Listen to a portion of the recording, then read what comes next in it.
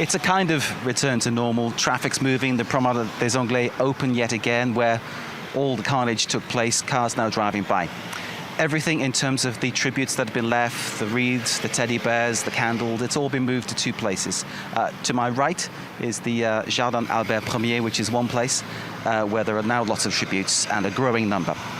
To my left, this is the walkway on the Promenade des Anglais, and there is a kind of 200-meter stretch here, which is just packed with flowers and tributes, and people going about their business, coming along, and then you'll notice someone who's carrying flowers and who's crying.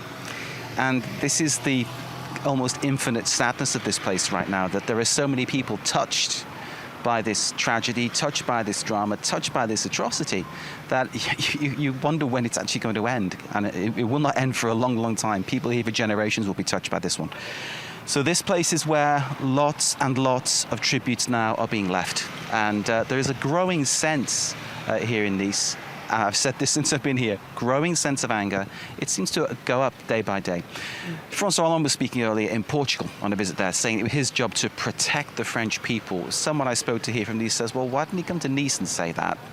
And clearly, if you consider the reception that Manuel Valls got when he came to Nice, one can only imagine how they might have reacted if the president had come.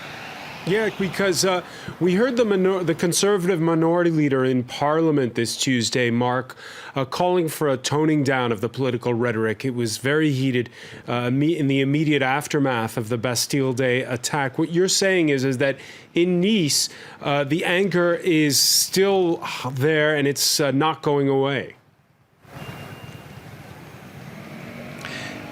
The anger's ever present, but equally, I don't think people are impressed by politicians of either political colour, to be honest with you. I think they feel there's a lack of trust and a lack of action from all parties, because someone was saying to me earlier on, again, another person's lived in Nice for 30 years, you know, they said, well, you can blame the socialists, you can blame François Hollande, but you know, the problems that we have now in terms of intelligence, in terms of prevention, in terms of security of both people and the whole country, well, it was the same under the previous government and the government before that. So people here are really tired of listening to politicians politicking and trying to make political capital out of this situation.